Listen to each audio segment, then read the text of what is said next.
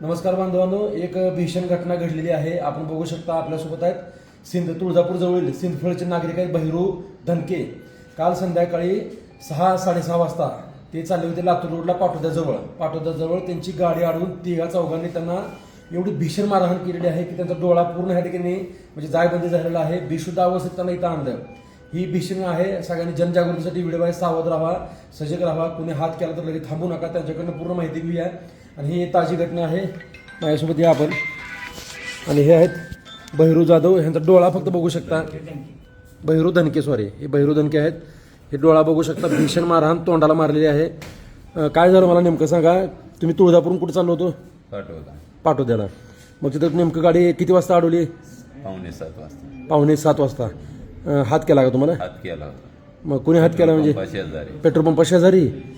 म्हणजे कोणी मदतीला आलं नाही? नाही. आणि कारण काय म्हणजे तुम्ही गाडी थांबल्यावर काय झालं पुन्हा?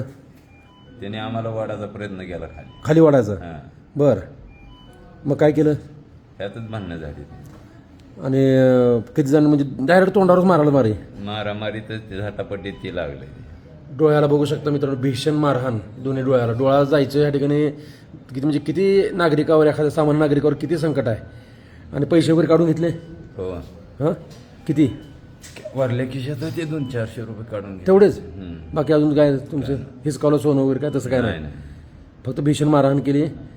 काय उद्देश पूर्वीचं तुमचं काय होतं का? ओळख वगैरे? नाही. काय ओळख नाही, पाळख नाही, काही नाही? पाळख. पूर्वी काय त्यांच्यासोबत फोनवर चर्चा वगैरे काय? नाही. काहीही नाही. मित्रांनो, हे बघू शकता. ह्याने ॲडमिट केलेलं आहे. आणि काल किती वाजता आणलं इथं हॉस्पिटलमध्ये? 8:30 वाजता. 8:30 वाजता. मग तोपर्यंत तुम्ही तिथे एकटे पडलो होतो?